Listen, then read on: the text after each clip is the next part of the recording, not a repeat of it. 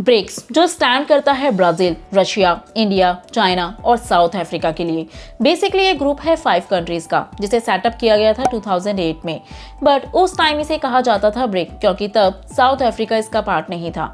South Africa ने इसे join किया 2010 में और तब से ही इसे जाना जाता है ब्रिक्स के नाम से। इसका मेन मोटिव था मेनली इन 5 मेजर इकोनॉमीज वाले कंट्रीज को साथ लाकर एक कलेक्टिव इकोनॉमिक ब्लॉक बनाना, जो यूएसए या वेस्टर्न इकोनॉमी के डोमिनेंस को काउंटर कर सके।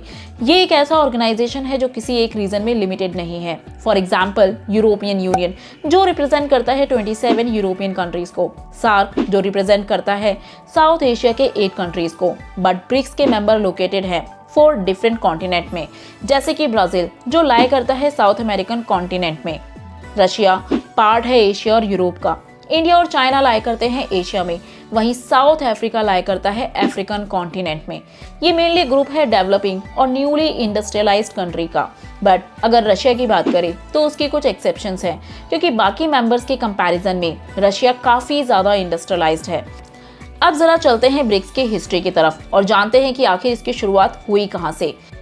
ब्रिक का आइडिया फर्स्ट टाइम फॉर्म्ड हुआ 2001 में, जब गोल्डमैन सैक्स के चेयरमैन जिम ओ'नाइल ने टर्म कॉइन किया ब्रिक। उन्होंने प्रेडिक्ट किया कि डेवलपिंग और न्यूली इंडस्ट्रियलाइज्ड नेशन के ग्रुप फ्यूचर में वेस्टर्न इकोनॉमीज के डोमिनेंस को टक्कर दे सकते हैं, और वो नेशन है brick, means Brazil, Russia, India और चाइना।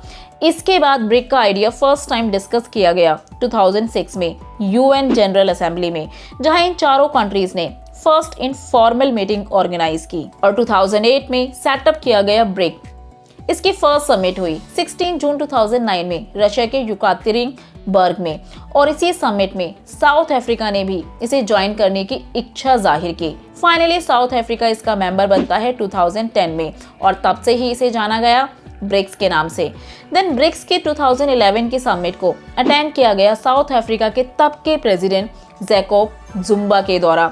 बट ब्रिक्स की सिग्निफिकेंस क्या है? बेसिकली ब्रिक्स कंट्रीज रिप्रेजेंट करती हैं वर्ल्ड की 40% पॉपुलेशन, जिनकी कंबाइंड जीडीपी वर्ल्ड इकोनॉमी में 25% से ज्यादा है। ये 5 कंट्रीज वर्ल्ड की फास्टेस्ट ग्रोइंग इकोनॉमीज हैं, जो नेचुरल रिसोर्सेज में भी काफी रिच हैं।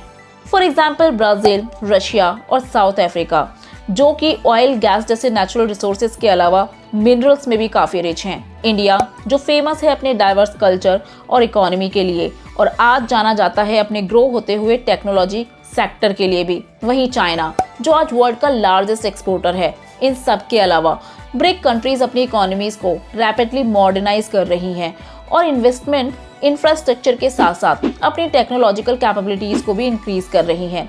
इवन मेंबर कंट्रीज के बीच ट्रेड बैरियर्स को भी रिमूव कर रही है, जिस वजह से इनके डोमेस्टिक मार्केट में ग्रोथ के साथ साथ इंटरनेशनल ट्रेड और इन्वेस्टमेंट में भी सिग्निफिकेंट ग्रोथ देखने को मिलता है। इकोनॉमिक कॉपरेशन के साथ साथ ये प्रमोट करते हैं फाइनेंशियल कॉपरेशन को भी, जिससे इंफ्रास्ट्रक्चर डेवलपमेंट या इंपॉर्टेंट प्रोजेक्ट को रन करने के लिए मेंबर कंट्रीज को फंड प्रोवाइड किया जा सके। इसके लिए उन्होंने स्टैब्लिश किया 2014 में न्यू डेवलपमेंट बैंक, जो मेंबर कंट्रीज को फंड प्रोवाइड करता है। इन सब के अलावा ये प्रमोट करते हैं sustainable economic growth. But in सब के बावजूद ब्रिक्स बहुत से चैलेंजेस भी फेस करता है, जैसे कि इसके मेंबर कंट्रीज इंडिया और चाइना में कई लैंड डिस्प्यूट्स हैं, जो दोनों कंट्रीज के बीच टेंशन और कॉन्फ्लिक्ट को क्रिएट करते हैं।